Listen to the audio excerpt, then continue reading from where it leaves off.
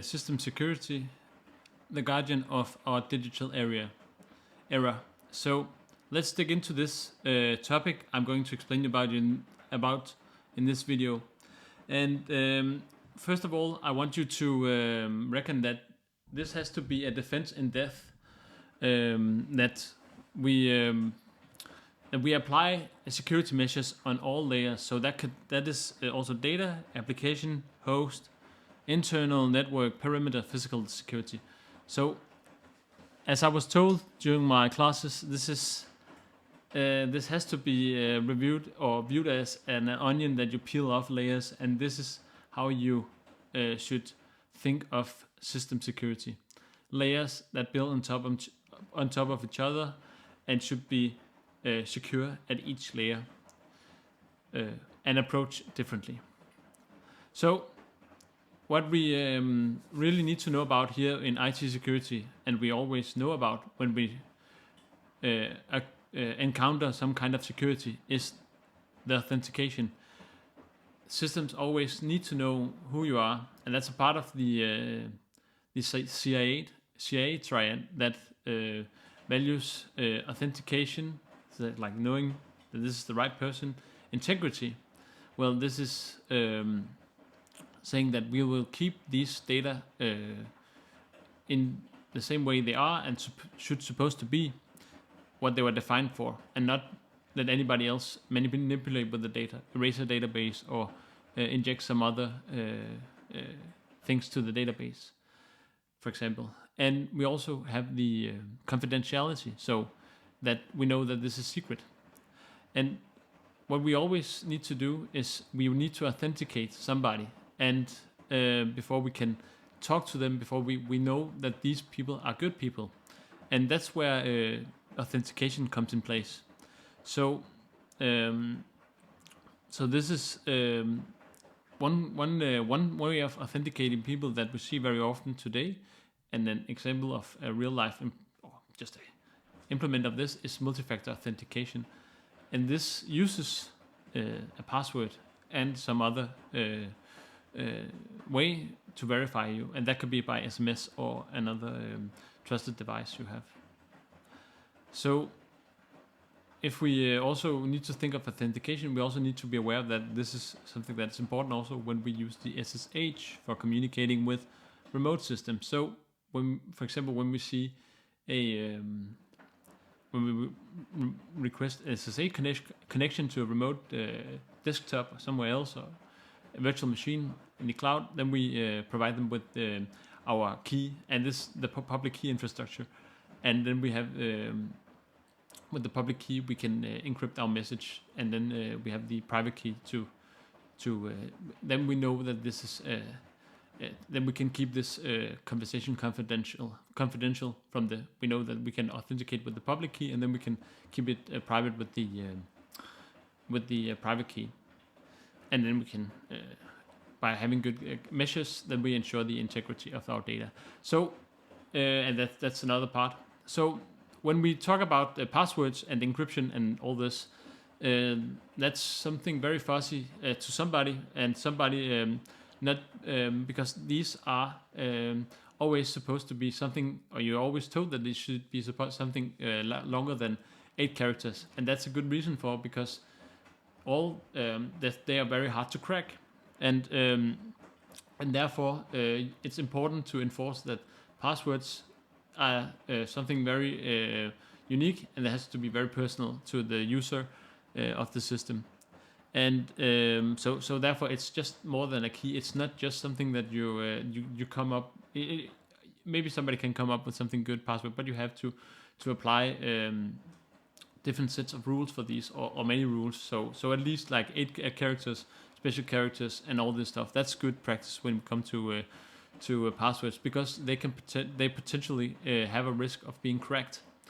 And before we go into some cracking of these passwords, it's as I told you before, these passwords we use combined with multi-factor authentication, and that's heightening our security from going to one way where you can authenticate yourself with just a password, username, and a password.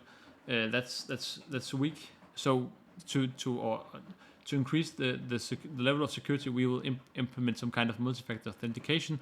That, from the system's perspective, is something that is that doesn't that needs to be performed by something that we know that it's only you who can perform this action, and in order to verify your authentication or get authenticated to the system. And so you need to know the key. You need to have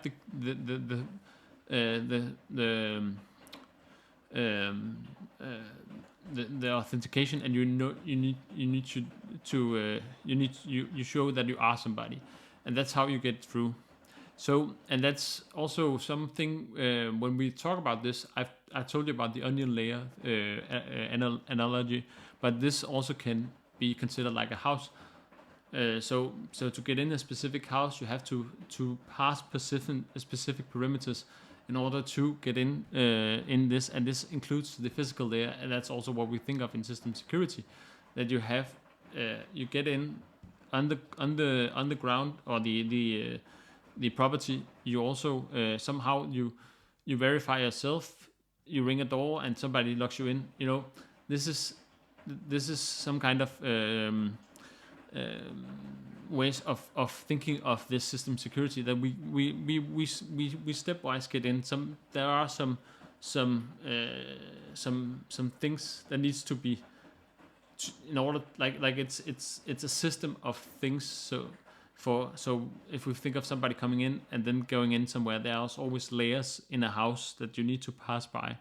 So, and that's where we need the multi-factor authentication, because to keep these systems confidential. So when we talk about this going into some place, and often we see that it's a password we need to get by, that's a sign of weak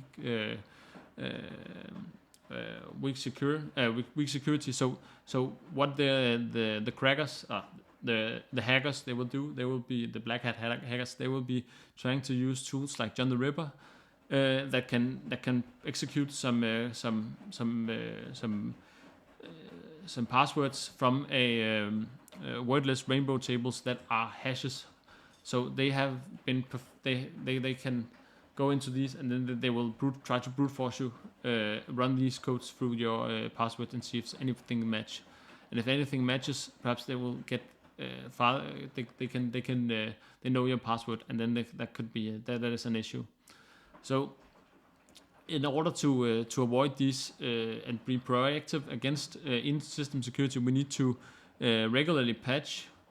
So we have to be aware that we have a system that can be vulnerable. So therefore, we need to update it frequently, and we also need to ensure that we don't leave anything left behind for the intruders to get into. So we also, for example, need to ensure these perimeters are closed when we don't use them anymore, because that otherwise they will be forgotten, and then they perhaps could get in very easily, and that could have a huge harm.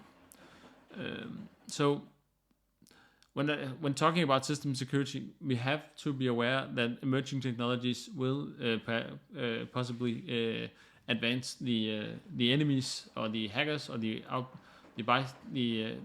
ones who want to get in, and therefore we have to be aware, and we have to follow the trend and be proactive, and for example by patching and really being aware of what assets do we have, and how are they. How can we always stay on top, and how can and ensure good practice when we have with security, and that's from all layers and from all in the organization, and we need to be aware of malware analysis, because that's a way we can understand what they are thinking on the other side, and ensure our security, and then it's most of all a shared responsibility within the organization. We need to some way promote system security, and everybody needs to be aware and needs to know and needs to perform good cybersecurity habits. And when we look around in the landscape of cybersecurity, system security is containing all these different kind of subtopics or other topics also. So it's a combination of many. It's like the gathering of the many different disciplines that are out there. More or less, like they're good to need to know.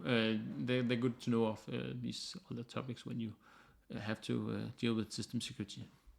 So thank you for watching. I hope you have enjoyed this video. So please stay tuned for any more content.